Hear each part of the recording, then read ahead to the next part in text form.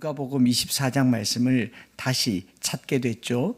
16년 동안 모두 5번 설교를 했더라고요. 부활절 절기 설교로 2009년, 11년, 16년도에 했고, 종료주일인 2012년도에 했고, 그리고 오늘 설립기념일에 다시 말씀을 19년도에 했고, 오늘 다시 말씀을 나누게 되는데, 그 전에 보지 못했던 새로운 교훈과 은혜들을 함께 누리게 되었으면 좋겠습니다. 사실 이 말씀은 이제 엠마오교회 설립 예배 드리기 바로 전 한 4개월 전에 첫 예배를 저희 집에서 드렸을 때 이 말씀으로 설교를 했었습니다. 근데 뭐라고 했는지 기억도 안 나고요.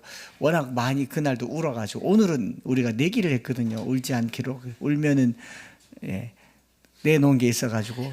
그래서 그 2006년 12월 10일 날 북구의 침산동의 동아타운에서 저희 집에서 첫 예배를, 잠시 머물던 집에서 첫 예배를 드렸습니다. 첫 예배를 드리기 전날 여기저기 이제 수소문을 해서 교회를 개척합니다 라고 얘기를 했고, 또 교회를 개척할 때 제 마음에는 자신감도 굉장히 있었어요. 딱 봐도 인물이 좋죠. 말빨도 좋고 학벌도 나쁘지 않고 키도 180cm 조금 안 되고, 요거 7cm 올린 거예요. 자신 있게 첫 예배를 열었는데 11시가 됐는데 11명이 왔어요. 저를 포함해서 11명이 왔는데 예배를 못 시작하겠더라고. 그래봐야 24평 아파트에 그 거실에 보면대 붙들고 여기저기 다니면서 웬만하면 좀 많이 앉으려고 구조를 잡았는데 11명이 딱 왔는데 예배를 못 시작했었던 그날, 우리 지금 끝까지 계시는 김점종 권사님께서 목사님 이제 시작합시다 그래요. 11시 10분에. 그래서 제가 조금만 더 기다려 볼, 왜 누군가 올 수 있잖아요.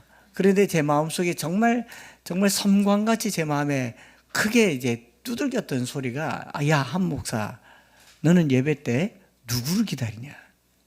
제가 예배 때 사람 기다리고 있는 제 자신의 모습이 투영되면서 그렇게 초라하고 부끄럽고 보잘것없는, 그야말로 실패와 패배감에 엠마오로 가던 그 모습이 저의 모습이었다는 것을 알게 됐죠. 그래서 그날 제가 눈물을 뚝뚝 흘리면서 이 교회, 엠마오 교회 시작하면서 우리가 사람 기다리는 목회는 하지 말자, 주님 기다리는 목회를 하자, 주님이 계시면 거기가 교회인 그런 목회를 하자, 사람 기다리는 목회가 아니라, 사람 모으는 목회가 아니라 주님 모시는 교회가 되자라고 목회의 철학을 삼은 게 바로 첫 예배입니다. 그러니 여러분들이 지금이나 그때나 동일하게 가져야 될 것은요, 우리 교회가 어떻게 하면 한 사람이라도 더 여기 앉게 할까 애를 쓰지 말고, 어떻게 하면 여기 주님 모실까 애쓰는 교회가 되기를 바랍니다. 저는 여기 아무도 없어도 괜찮아요. 저한테 상처를 받고 누구한테 상처를 받아도 막 끌어다 내놔도 주님 계시면 오시기 바랍니다. 제가 오지 말라고 해도 믿기세요, 난 주님 만나러 왔습니다, 이렇게 해서 주님 때문에 오는 곳이 엠마오 교회가 되기를 원합니다. 제가 오란다고 오고 말란다고 오지 말고 그러면 이게 내 교회죠. 저의 관리와 돌봄이 필요하면 저의 교회겠죠. 그러나 주님 때문에 오는 교회, 그래야 이 교회의 처음 모습이 회복된다라고 생각을 합니다. 여기 그날 앉아 있었던 사람은 딱 3사람밖에 없어요. 다 다른 곳에 가고 다른 교회 가시고, 김점종 권사님, 조명숙 사모, 그리고 저 3사람밖에 없는데, 우리 머지않아서 권사님도 주님 곁으로 갈 거고 저도 제 아내도 주님 곁으로 가게 되는데, 그럴 때라도 엠마오 교회가 존재하는 동안은 이 이야기는 잊지 마세요. 교회는 주님 계신 곳이라고. 언제든지 주님을 느낄 수 없고 주님이 계시지 않겠다 싶으면 여러분 제게 연락할 필요도 없습니다. 온다 안 온다 말할 필요도 없습니다. 딱 끊고 다른 교회 가셔야 됩니다. 여기는 주님이 계셔야 모일 수 있는 곳이고 주님이 모임의 이유가 되는 곳이기 때문에 그렇습니다. 오늘 본문에 나오는 2사람, 이 한 사람의 이름은 글로바라고 하고 다른 복음서에는 제자라고 하는데, 이 2사람이 십자가에 못 박힌 예수님에 대한 상실감이 너무 컸어요. 2사람이 엠마오로 내려가는 것은 사실 사람 만나러 간 게 아니잖아요. 예루살렘에, 예수님 따라 예루살렘에 갔는데 예수님이 없어져 버린 것이죠. 십자가에서 죽었고 부활했다고는 하지만 믿을 길이 없고 확인할 길이 없으니까, 예수님이 계시지 않으니까 예루살렘에서 떠나서 엠마오로 간 겁니다. 사람 만나러 간 것은 아니었을 겁니다. 상실감이 컸고 상처 입은 2 제자들의 발걸음이었을 겁니다. 16절에 보면 그들의 눈이 가리워졌다라고 말하고, 또 17절에서는 슬픈 빛을 띄었다라고 말하고 있죠. 상실의 아픔이 너무 커서 예수님을 발견할 수도 없었던 그들의 아픈 마음이 엠마오로 가는 길이었습니다. 제자들이 일찌감치 골고다를 따르면서 예수님의 십자가 행보를 봤습니다. 잔인하게 매질당하고 그 무거운 십자가를 들고 못 박히시고 창에 찔리는 것을 봤습니다. 백성들에게 외면당하고 그래도 혹여나 십자가에서 스스로 내려올 수 있는 그 기적의 마지막 기적을 바라보면서 지금이라도 내려오시면 얼른 주님 쫓아가서 제자가 될 기세로 멀찌감치 주님을 보다가 이제 임종하신 주님을 딱 보고 나서는 상실감에 예루살렘을 벗어나는 거죠. 어찌 보면 도망가는 것일 수도 있고 주님 계시지 않은 그 상함으로 떠나는 것입니다. 십자가 사건이 피부에 와닿기 시작했을 때 갈팡질팡하면서 상실감에 엠마오라고 하는 마을로 가고 있는 거죠. 현실에서 당한 충격이 너무 컸기 때문에, 주님이 죽으셨다는 사실이 너무 충격적이었기 때문에 25일 날에는 엠마오 마을 한 10km가 넘는 길을 그냥 간 겁니다. 그 길에 예수님께서 동행하셨는데 한 10km를 걸어가려면 3시간은 걸리겠죠. 좋게 3시간이 걸리는 그 3시간 가깝도록 주님을 알아보지 못하는 것은 주님이 이상한 모양으로 부활해서 그런 건 아닐 겁니다. 주님이신 줄 틀림없이 알아야 됩니다. 3년간 따라다녔고 뒷모습으로도 알아야 됐고 그냥 발걸음만으로도, 음성만으로도 알아야 되는데, 예수님께서 엠마오로 가는 길에 음성을 변조해서 얘들아 무슨 말을 하느냐 그러면서 신비롭게 간 거 아니잖아요. 그냥 갔는데 상심이 너무 컸고 실망이 너무 컸기 때문에 이 엠마오라고 하는 마을, 그들의 고향이었는지 아니면 잠시 들렀는지는 알지 못합니다. 다만 넋을 잃고 가는 중이었고요. 예수님과 대화하면서 예수님에 관한 내용을 말하면서도 예수님이신 줄 전혀 알지 못했던 슬픈 이야기죠. 슬픈 이야기. 오늘 저와 여러분들의 삶이 여기서 크게 멀지 않을 겁니다. 교회 오면서도 주님이 계신지가 안 보이고, 교회 와서 예배 드리면서도 주님이 나와 함께 한다는 사실이 느껴지지 않고, 신앙생활을 오래 하면서도 하나님을 만날 수 없어서 온갖 신비적인 체험과 경험들을 통해서만 하나님이 계실 거라는 이 생각 속에는요, 주님이 있는데도 불구하고 주님을 인식하지 못하는, 소위 말해서 당달봉사의 상태죠. 눈을 떴으나 볼 수 없는 그런 상태이지 않겠습니까? 그렇게 그냥 가는 겁니다. 삶의 무게가 무거워서일 수도 있고, 두려움이 커서일 수도 있고, 상실감이 커서일 수도 있지만, 주님은 저와 여러분들과 동행하시는 분이십니다. 우리가 주님을 찾아다니는 게 아니라 주님이 항상 우리와 함께 하셨어요. 언제 우리가 주님을 열심히 찾아다녔습니까? 우리는 세상을 더 많이 찾아다녔죠. 세상 재미를 더 많이 찾아다녔죠. 어찌 보면 엠마오라고 하는 곳은 제자들이 가서는 아니 될 곳이었는지도 모르겠습니다. 예전에 교회를 개척하고 얼마 되지 않아서 이웃에 있는 교회, 어떤 교회 목사님이 구역장 모임을 하면서 설교를 그렇게 했다고 전하더라고요. 여러분, 엠마오는 가면 안 되는 곳입니다. 저 정신이 번쩍 들더라고요. 그 기분이 안 좋더라고요. 교인들이 여기 올까봐 미리 단속하는구나, 중의적으로 말하는구나, 이런 생각을 했어요. 그런데 그 후로 말씀을 계속 묵상해 보니까 이 엠마오라고 하는 마을, 정말 가면 안 되는 곳이었어요. 가면 안 되는 곳이었고 그 해석이 틀리지 않더라고요. 여러 목사님들의 해석을 보니까 엠마오로 가면 안 됩니다, 예루살렘을 떠나지 말고 약속하신 것을 기다리라고 했는데 왜 엠마오로 가가지고 그 길을 또 올라오고 그럽니까? 가지 마십시오, 오지 마십시오.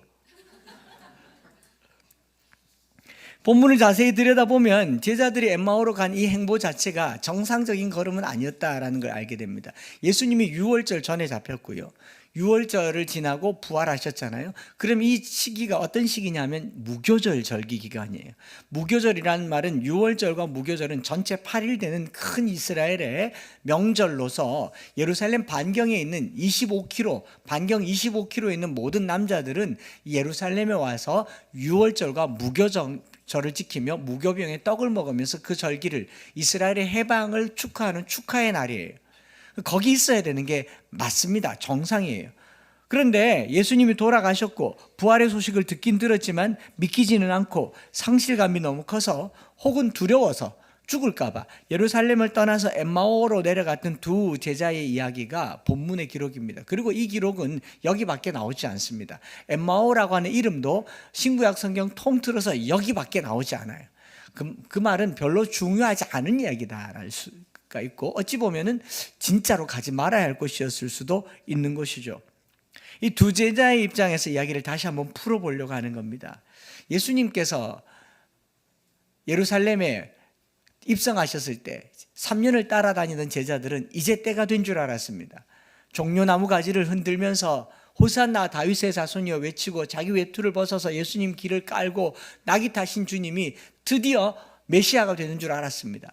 그런데 불과 일주일도 채 되지 않아서 잡혀 죽으시는 그 모습을 보면서 제자들의 마음에는요, 모든 것이 다 그동안 계산하고 생각했던 모든 계획들이 다 뒤집어진 거죠. 그 바로 직전에 베드로도 그랬고, 이 야고보와 요한의 어머니는 치맛바람을 일으키면서까지 당신의 나라가 임하거든 하나는 당신의 우편에 하나는 좌편에 앉게 해달라고 이 로비까지 했던 게 제자들 아닙니까? 그런데 그 제자들이 예수님의 십자가에 못 박히시는 그 처참한 장면을 보고 예루살렘에 남아있는 것조차도 두려웠을 겁니다. 베드로에게 물었잖아요. 너는 그 도당이다. 아니다란 말을 3번이나 했죠. 예루살렘에 남아있을 수가 없었을 겁니다. 그래서 배신한 제자들이 흩어지면서 가던 곳 중에 하나가 엠마오였을 겁니다. 그리고 엠마오라는 이름의 뜻도 지금 현재 지명도 정확하게 거기가 거기인지 정확하게 알 길이 없어요. 대략 예루살렘 반경으로 25리쯤 되는 것을 둘러보니 샘이 있는 곳, 엠마오라는 이름의 뜻이 따뜻한 우물이라는 뜻이기 때문에 샘이 있는 곳, 또 치유하는 곳, 온천이 될 만한 곳을 보니 여길 거다라고 해서 엠마오로 추정하지만 정확하게 거기인지도 몰라요. 그러니 신구약 성경에도 한 번밖에 안 나오고, 여러분 성도들 중에도 엠마오 교회 그러면 엠마오가 성경 안 읽어보신 분들은 모르는 거죠. 그래서 엠마 교회 그러고 엠마누엘 교회 그러고 임마 교회 그러고 그래요. 모르는 겁니다. 그 위험천만한 예루살렘을 벗어나서 엠마오로 갔다 도망간 거죠. 그러니까 엠마오는 가면 안 되는 것이고, 갔더라도 반드시 예수님 만나고 다시 예루살렘으로 올라가야 하는 것이고, 성경에 한 번 기록된 것이고 기억에서 사라지는 곳이 엠마오입니다. 여러분 여기 오시면 안 되고요. 오셨더라도 얼른 예수님 만나고 다시 돌아가시기 바랍니다. 큰일 났습니다. 수습이 안 됩니다. 어느 목사님의 설교가 예언자적 설교인 것 같아요. 그러나 제가 오늘 이 설립 기념일에 여러분들에게 나누고 싶은 메시지는요, 이런 겁니다. 여러분 엠마오로 가서는 안 되지만 엠마오로 가는 길에 예수님을 만나기 바랍니다. 엠마오로 와서는 안 될지는 모르겠지만 오는 길에 주님은 만나시기 바랍니다. 이곳은 오는 길에 주님 만나는 곳이 엠마오였으면 좋겠습니다. 제가 우리 교회를 두고 기도하면서 그렇게 기도했어요. 여기 와서 많은 사람들이 모이는 거, 이거는 내가 잘 모르겠고요. 주님, 성도들이 여기로 오다가 동행하시는 주님을 만나게 해 주시옵소서. 그랬으면 좋겠어요. 엠마오로 와서 예수님을 만나고 다시 삶의 자리로 돌아가는 성도들이 되기를 바랍니다. 15절 말씀 보면 그들이 서로 이야기하며 무난할 때 예수께서 가까이 이르러 그들과 동행했다라는 겁니다. 엠마오에 머물렀다가 아니라 엠마오로 가는 길에 주님이 동행하셨다라는 겁니다. 엠마오는 역사 속에서, 삶의 기억 속에서 사라질 수 있습니다. 그러나 엠마오로 가는 길은 잊지 마시기 바랍니다. 내가 낙심하고 상심하고 또 좌절해서 어디로 갈 수 있어요. 그러나 그 가는 길이 주님 만나는 길이 되었으면 좋겠습니다. 엠마오가 꼭 이 엠마오 교회가 아닐 수 있어요. 너무 낙심해서 산에 올라가다 주님 만날 수 있고, 너무 속상해서 골프 치러 가다 주님 만날 수 있겠지만, 여러분들이 어느 길에 있든지 그 길에서 주님을 만난다면 그게 엠마오 가는 길인 줄 믿습니다. 저도 여기서 영원하게, 여기가 영원한 곳인 양 목회하지 않을 겁니다. 여기서 떡을 떼자 주님께서 주님이신 줄 발견하고 제자들은 예루살렘으로 올라갔고 다시 엠마오로 갔단 말이 없잖아요. 이 엠마오 교회의 소임은요, 오는 길에 주님 만나게 하는 그것으로 충분하다 그리 믿습니다. 그래서 엠마오는요, 목적지가 아니라 과정입니다. 여러분들에게 엠마오라고 하는 교회가 있다면 신앙생활하며 주님 만나는 과정이 되기를 원합니다. 여기서 천년 만년 살 것처럼 천막 3개 짓고 여기 삽시다 그러진 않았으면 좋겠습니다. 베드로가 변화산에서 여기서 천년을 살 것처럼 천막 짓자고 그랬잖아요. 엠마오 교회가 여기가 천국인 것처럼, 여기가 내 삶의 전부인 것처럼 집 팔고 땅 팔고 재산 털어서 땅 사서 건축하고 그런 거 안 해도 괜찮아요. 그러나 단 한 가지 원하는 거 있다면 오는 길에 주님 만나시기 바랍니다. 여기 성도들 중에 상당수가요, 적지 않게 원거리에서 와요. 경산에서 오고, 저기 반야울에서도 오고, 현풍에서도 오고, 다사에서도 오고, 화원에서도 옵니다. 대전에서도 오고요, 아주 멀리는 제주도에서도 온라인으로 예배를 드립니다. 멀리서 오려면요, 훨씬 일찍 준비해야 돼요. 훨씬 일찍 준비해야 하는데, 제가 오늘 새벽에 그런 기도를 했습니다. 멀리서 오는 길이만큼 주님과 동행하시기 바랍니다. 오는 거리만큼 주님과 동행하시기 바랍니다. 그걸 우리는 뭐라고 하냐면 사모함이라고 얘기해요. 주께서 사모하는 자에게 만족을 주시고 줄인 영혼에게 좋은 것으로 채워주신다고 하셨죠. 이 교회가 목적지가 아니라 교회로 오는 과정에 주님 만나기 바랍니다. 여러분, 바삐 오느라 차에 타고 계신 주님 못 만나셨죠? 늦을까 봐 엑셀에다 막 밟느라 주님께서 안전벨트 물고 천천히 그런 거 못 들으셨죠? 주님 거기 계십니다. 여러분들이 이른 아침에 일어나서 교회 가려고 준비할 때 주님 거기 계세요. 교회 가려고 하는구나, 나 만나러 가는구나, 내가 함께 갈게. 여기 오는 동안 주님 만난다면 이 교회는 그 본질을 다한 것이라 저는 그리 믿습니다. 여러분, 있을 데 없는 곳, 와서는 안 될 곳, 화면에서 봤죠? 정말 볼품 없었어요. 보잘것 없었어요. 저도 안 다니고 싶었다고요. 성도들이 교회 오는데 이해가 안 됐어요. 이 옆에 좋은 교회가 얼마나 많은데 왜 오느냐고. 결국 가더라고요. 가라 안 그래도 가요. 여러분, 조금 있으면 또 갈 거예요. 그런데 섭섭하지 않아요. 오는 동안 주님 만났으면 됐습니다. 어떤 집사님이 여기서 몇 년을 훈련을 받고 제자훈련, 사역훈련을 받고 장문의 편지를 쓰고 이제 좀 더 큰 교회로 가보려고 합니다 라고 했을 때 전혀 섭섭하지 않았어요.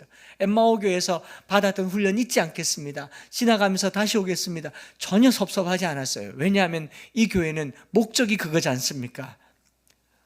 상한 사람들이, 낙심한 사람들이 갈 길을 몰라서 배회하면서 혹은 두려워서 그냥 터벅터벅 길을 걷다가 길에서 주님 만나면 거기가 엠마오인 줄 믿습니다. 길에서 주님 만나는 곳이 엠마오인 것이죠. 이 보잘것없는 곳에서 주님 만난다면 우리는 소임을 다한 것입니다. 그리고 두 번째로 이 본문을 읽으면서 또 새롭게 소록소록 들어오는 말씀들이 무엇이었냐면 이 이야기라고 하는 단어가 많이 나오더라고요. 14절에 이 모든 된 일을 서로 이야기하더라. 15절에 그들이 서로 이야기하며 문의할 때, 17절에 너희들이 서로 주고받고 하는 이야기가 무엇이냐, 또 예수님께서 이르시되 무슨 일이냐, 또 32절에 서로 말하되, 계속 말하는, 대화하는 대화체의 글들을 보면서요, 그런 생각을 해보았습니다. 우리 엠마오 교회가 하나의 특징이 있다면 성경을 이야기하는 공동체였으면 좋겠습니다. 제자들이 계속 이야기를 해요. 예루살렘에서 엠마오로 가는 길에 모든 일을 서로 이야기하며 서로 문의하였습니다. 24장 14절과 15절에도 그렇게 되어 있는데, 이 서로 이야기한다, 호밀레오라는 말은 서로 대화를 끊임없이 주고받는 관계를 이야기합니다. commune together, talk together, 계속 이야기를 해요. 원래 사람들이 말을 하는 존재이고 말이 많습니다. 교회도 말이 많고요, 소그룹 모임을 하면 말이 많은데, 제가 엠마오 교회에서 여러분들이 해야 될 말을 좀 정해드릴게요. 예수님 이야기 많이 하시기 바랍니다. 하나님 이야기를 좀 많이 하는 교회였으면 좋겠습니다. 예수님께서 그 길을 동행하는데 자기 이야기를 계속하는데 자기인 줄 모르는 거죠. 한번 상상해 보세요. 제가 어느 모임에 갔는데 저를 모르는 사람이 새롭게 하소서 봤나? 한창수라는 목사님이 있는데 막 얘기를 하는, 제가 옆에 있는데 전 줄 몰라요. 전데요 라고 해서 어머! 그럴 거 아닙니까? 예수님 이야기를 계속 하다가 주님 만났으면 좋겠습니다. 성경에 기록된 많은 이야기를 하는데 성경의 이야기를 하는 그 어느 날 어느 순간에 그게 내게 실화가 되었으면 좋겠습니다. 제가 독일의 필그림 소년소녀 합창단 아이들 데리고 독일 가서 이렇게 연주해야 하는데 합창 연주회고, 합창 연주회는 음악 감독님, 지휘자, 스태프들, 합창 단원들이 중요하고, 사실 지도 목사는 아이들만 지도하면 되기 때문에 항상 이렇게 잘 드러나지 않아요. 그렇게 해서 그들 속에 있는데, 한인교회 가서 밥을 먹는데 저기 멀찌감치 있던 분이 계속 갸우뚱갸우뚱하면서 쳐다보는 거예요. 보더니 식사가 다 끝날 쯤에는 와서 혹시 내가 아는 분이 그분인가 싶어서 물어보려고요. 그분은 합창하고는 전혀 관계없고 암송하는 분이신데 그러더라고요. 속으로 유튜브 봤구나. 그래서 제가 이렇게 말했어요. 내가 그러라. 고는 안 했지만 맞습니다 했더니 얼마나 반가워하면서 사진 찍고 유튜브에 보는 분을 실물로 봤다 이렇게 얘기하더라고요. 여러분, 성경의 이야기를 계속 말하다가 주님 만나는 교회가 엠마오 교회 되기를 원합니다. 얼마나 신나요? 성경에 있는 하나님을 계속 이야기하는데 그 하나님이 나의 하나님이 된다면 이거 예수 믿을 만나는 것 아니겠습니까? 성도들이 당연히 모이면 말이 많죠. 그런데 이런 말 저런 말, 나의 말, 과거의 말, 나의 지난 이야기, 남편 이야기, 아내 이야기, 세상 돌아가는 이야기 듣다가 돌아버리겠다고요. 교회 와서 왜 이런 얘기를 자꾸 하냐고요. 그만하시고 성경 이야기 하시기를 바랍니다. 성경을 이야기하면 그 주님이 내게 오셔서 내가 그러라. 얼마나 신나겠어요. 그 주님 만나는 거죠. 오늘 이 시대에요, 이 모든 된 일을 14절에 보면 서로 이야기했다라고 얘기하지 않습니까? 제자들이 누구 얘기했어요? 예수님이 얘기했습니다. 그 이야기하는 사이에 이야기하면서 풀어줬어요. 성경이 이야기한 그가 바로 나다. 그러니 서로 이 모든 된 일을 뭐 했습니까? 문의하였다라고 얘기하죠. 15절에도 문의하는데 제가 그렇게 표현을 써봤습니다. 안물안궁이라고 들어보셨어요? 안 물어보는데 자꾸 말해요.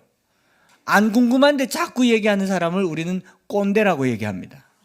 물어보지도 않는데 자꾸 얘기를 해요.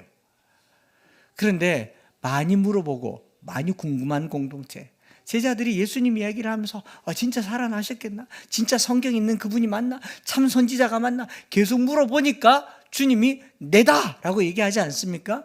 우리가 성경에 대해서 많이 궁금하고 많이 물어보는 그런 공동체가 되기를 바라고, 우리 유스그룹에 이제 하반기에 그 프로그램을 하려고 합니다. 아무따 시대, 아무것도 묻지 말고 따지지도 않는 시대에 알묻다라고 하려고 합니다. 알믿다. 알고 믿고 따르자. 그래서 청소년기에 일어난 무수한 질문들을 다 받아서 포럼을 열려고 합니다. 하나님 너무한 거 아니냐고. 왜 나는 키가 이렇게 작게 태어났냐고. 이게 무엇이기에 좋냐고 물어볼 겁니다. 따지지 말고 따라 볼 겁니다. 교회에서요, 성경 가지고 많은 이야기들이 오고 가는, 그게 성서학당입니다. 그게 성경 암송이고요. 말씀으로 하는 이야기 아니겠습니까? 조지 어네스트 라이트라고 하는 구약학자는요, 구약 이스라엘 종교를 이야기를 낭송하는 공동체라고 규정합니다. 이야기를 매일같이 낭송하는 공동체. 그의 논문에는 이런 표현이 있습니다.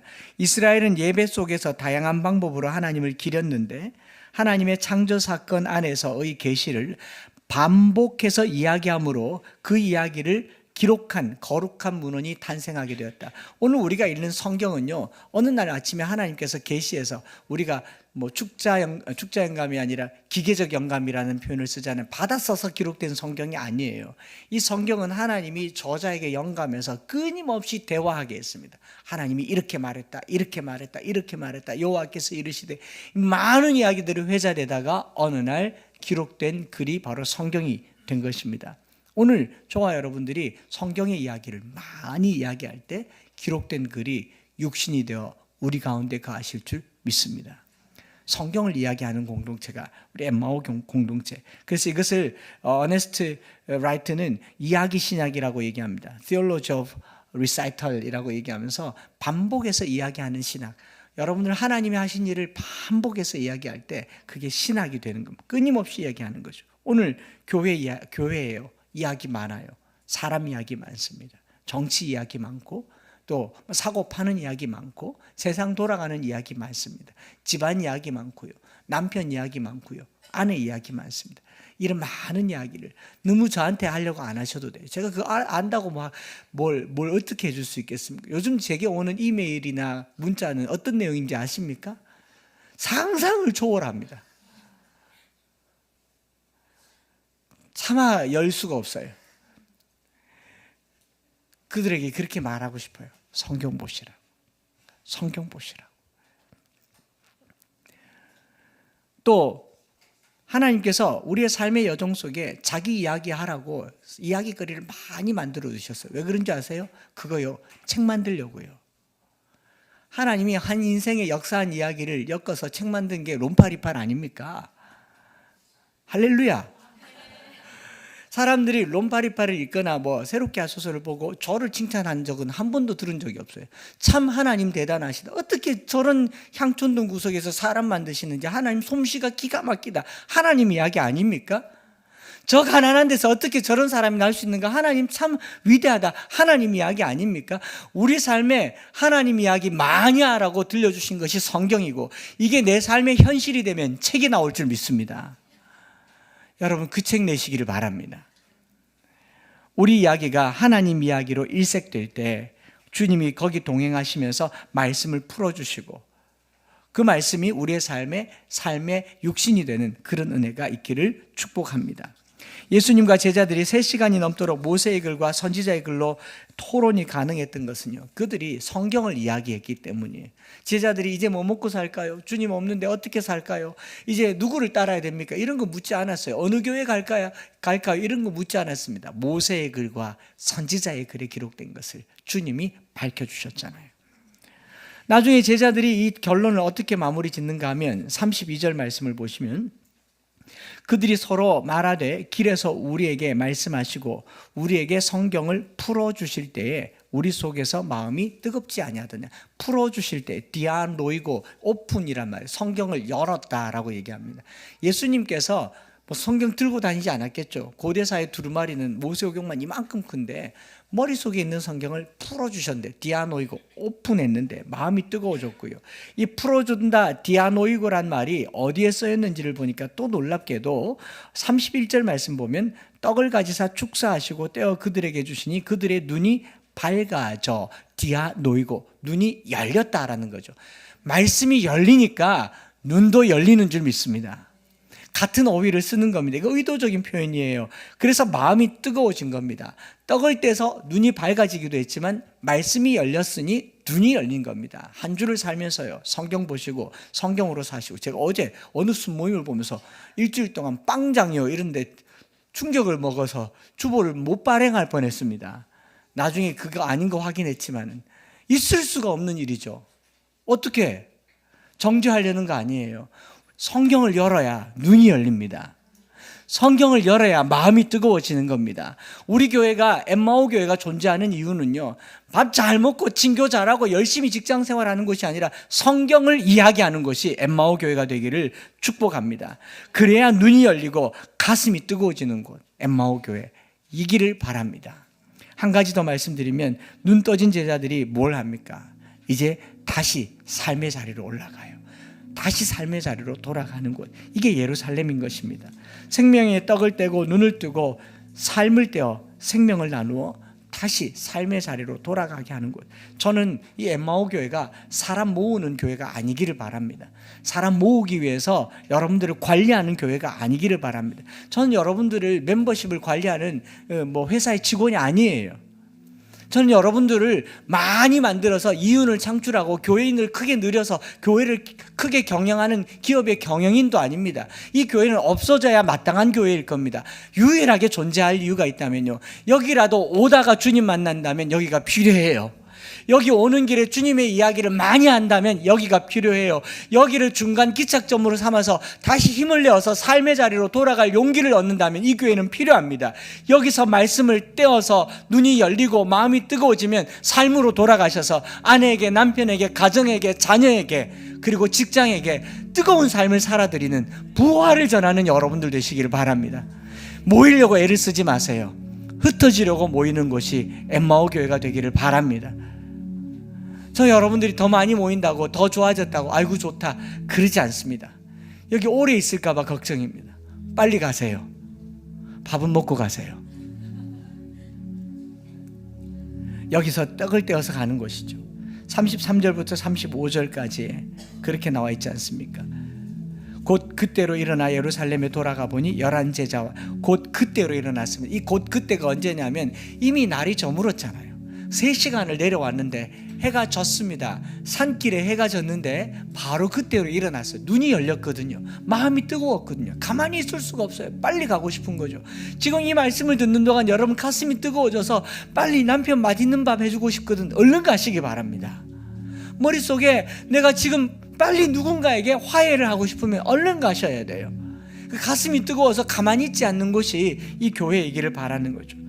11 제자들에게 말합니다. 과연 주께서 살아계시고 시몬에게 보이셨다 하는지라 두 사람도 길에서 된 일과 예수께서 떡을 떼심으로 자기들에게 알려지신 것을 말하더라. 그 저녁에 다시 10km로 올라갔던 제자들처럼 여기만 오면 가슴이 뜨거워지고 삶이 뜨거워지고 일의 욕구가 생기고 우리 학생들은 공부의 욕구가 생기고 세상 피곤해서 왔더라도 예배드리고 나면 다시 살아갈 힘을 얻는 곳이 이곳 되기를 원합니다. 막 피곤해서 와서 집에 가서 아이고 죽겠다. 그럼 이 교회는 올 교회가 아니에요. 주일날 저녁에 집에 갔는데 오늘 너무 피곤하다. 그럼 그 다음 주에 오지 마시라고 라고 말하면 안 되겠지만 진지하게 생각해 봐요. 여기 왔으면 힘을 얻어야죠. 저는 주일 저녁이 제일 좋고요. 월요일이 더 좋아요. 왜? 힘을 얻었잖아요. 오죽하면 제 친구 목사가 너는 경조증 같다 혹은 ADHD일 것 같다. 너무 산만하대요. 막 돌아서면 커피 내리고 있고 돌아서면 기타 만지고 있고. 제가 잘해서 하는 게 아니에요. 좋아요. 예수 믿으면 부지런해야죠. 태생이 부지런한 게 아닙니다. 예수님이 저를 그렇게 만드는 겁니다. 새벽을 깨우는 거예요. 그게 주님 만난 삶의 본연의 모습인 줄 믿습니다. 엠마오가 여러분들 가만히 두게 안 할 겁니다. 달달달달 볶아서 살게 할 겁니다. 저는 뭐 체력이 이래서요 뭐 이래서요 그러면 머리를 써서라도 부지런하게 살게 만들 겁니다. 오늘 이 교회 오는 길에 주님 만나시고 오셨으면 주님 이야기 많이 하시고 갈 때는 가슴이 뜨거워져서 돌아가는 말씀이 열린 교회가 되기를 축복하면서 제가 저희 교회 생일날 뭘 하면 좋을까 생각을 하다가 교회가 생일인데 교회는 인격이 아니고 건물인데 생일 선물을 줘도 받을 게 없잖아요. 여러분 교회 생일 선물로 뭐 헌물을 하겠습니까? 그건 아니지 않습니까? 마침 우리 찬양대가 우리가 교회입니다. 우리가 움직이는 교회라고 했으니까 오늘 교회 생일날 전 교인들에게 우리 당회 장로님들께서 생일 선물을 전 교인들에게 주자 하시더라고요. 그래서 이 작은 상자에다가 여러분들 생일 선물을 준비했습니다. 생일 선물이 똑같지가 않아요. 금액은 거의 똑같은데 개개인적으로는 적은 금액처럼 느껴질지 몰라도 전체 모두에게 크게 교회가 쏘았습니다. 열어보면 다 달라요.